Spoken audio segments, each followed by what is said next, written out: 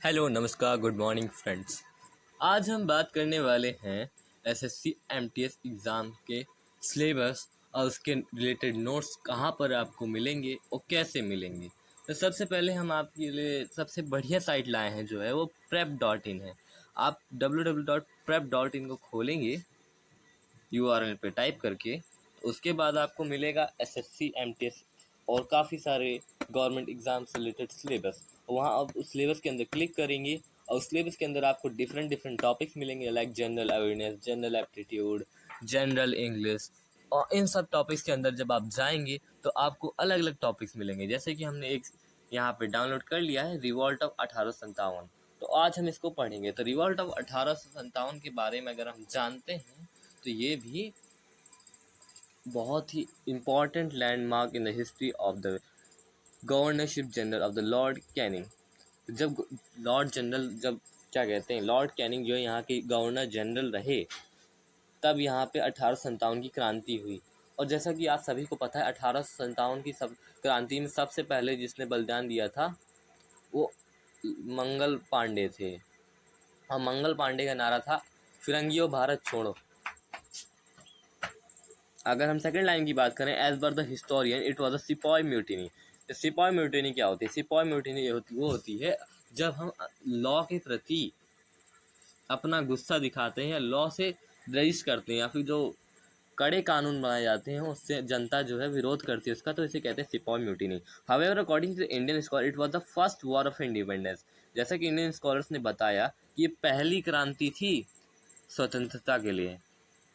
अब causes for revolt देखते हैं। सबसे पहले पॉलिटिकल कॉज देखते हैं क्या हुआ। The annexation policy of the British was only the major cause of the revolt.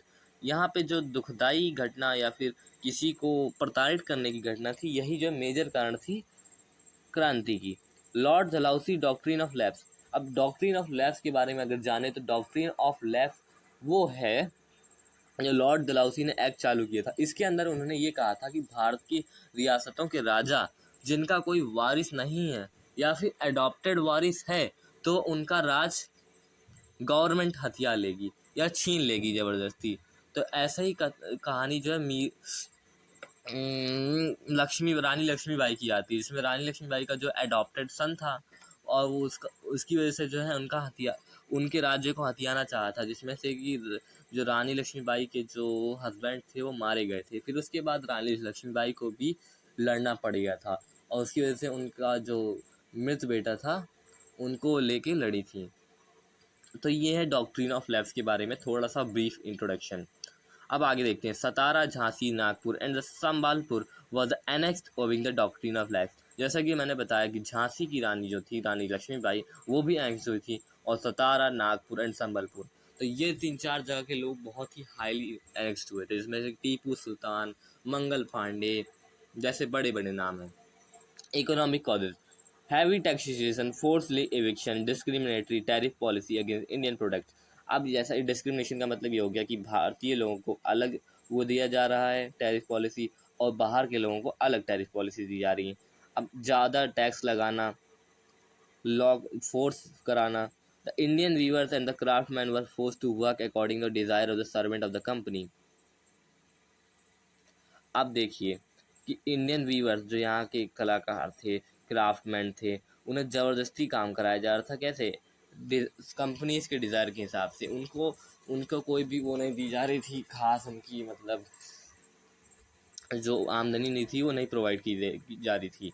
Social and the religious cause: the racial discrimination by British against Indian force, conversion of the Christianity and the social reform like abolition of sati in 1000, legislation of widow marriage and gender।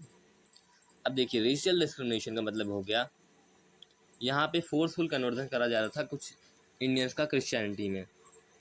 यहाँ पे Christian missionaries अभी भी खुली हुई हैं। Religious sentiments was aroused when the British imposes tax on the land belonging to temple and mosques. अब इससे ज़्यादा सबसे बड़ा क्रांति का मेन वो भी था जब क्या कहते हैं मुस्लिम्स के मॉस्क्यूज में और टेम्पल्स हिंदुओं के, जब इन पे भी टैक्स लगाना शुरू कर दिया गया तब तो लोगों का खून और खौल उठा। अब military causes: British discriminated against the Indian soldiers and adopted the policy of exclusion in the service condition and promotion by which high and key post were reserved only by the Europeans. जो बड़ी बड़ी post थी वो इन army में जो है बाहर के लोगों को दी जा रही थी, और हवलदार लाइक छोटी छोटी पोस्ट जो थी वो उनको दी जा रही थी। किसको? इंडियंस को दी जा रही थी। अब ये सबसे बड़ा डिस्क्रिमिनेशन ये भी रहा मिलिट्री में। अब इमीडिएट कॉजेज, जो तुरंत के कॉजेज हैं, जैसे कि introduction of the Enfield grease rifles, whose cartridges was said to have a glazed cover made of beef and pork, यानी कि गौ मांस और चर्बी। किसकी? पिग की चर्बी। इन सबको लगाया जा रहा था। जो पिग की चर्बी थी वो मुसलमान जो है उससे दूर रहते थे, और जो हिंदू थे वो बीफ से। तो इस वजह से जो और रिवॉल्ट में आग जल घी, जैसे आग में घी डालने जैसा हो गया। और 29 March 1857 at the Barrackpore near Kolkata, Mangal Pandey, young Indian Brahmin sipahi from the 34th Bengal native infantry, refuse to use grease cartridge. इसने मना कर दिया था, किस लिए? कि हमें जो है ऐसी कार्टराइजेस नहीं चाहिए जिन्हें हमें मुंह से खोलना हो और उन्हें मास्क लगाओ। When he was forced by his sergeant, he shot him down. अब जब उसके सर्जेंट ने, उसके ऊपर का जो कमांडर था, जो कमांड देने वाला था आर्मी में, उसको उसने गोली मार के उसकी हत्या कर दी। जब the Sepoy broke out into the open revolt at the Meerut in May 1857, they broke open the prisons and released their imprisoned comrades. अब सबसे पहले मंगल पांडे जी ने क्या किया? मेरठ में मई 1857 में उन्होंने जो है रिवॉल्ट को खोल दिया। उसमें उन्होंने अपने इम्प्रिजनर्स को खोला जो कि कैद कर लिए गए थे, मतलब जो कैदी थे उनको उन्होंने आज़ाद कराया। फिर इसके बाद इस रिवॉल्ट में आग में घी डालने जैसे वो कूद गए। बने रहिए हमारे चैनल पे, अगली क्लास का आप इंतज़ार कीजिए। हम अगली क्लास लाएंगे, इसमें आपको पढ़ाया जाएगा रिवॉल्ट के फेलर क्या थे, major centres and leaders of the revolt, और क्वीन विक्टोरिया प्रोक्लेमेशन। तो देखते हैं अगली क्लास में।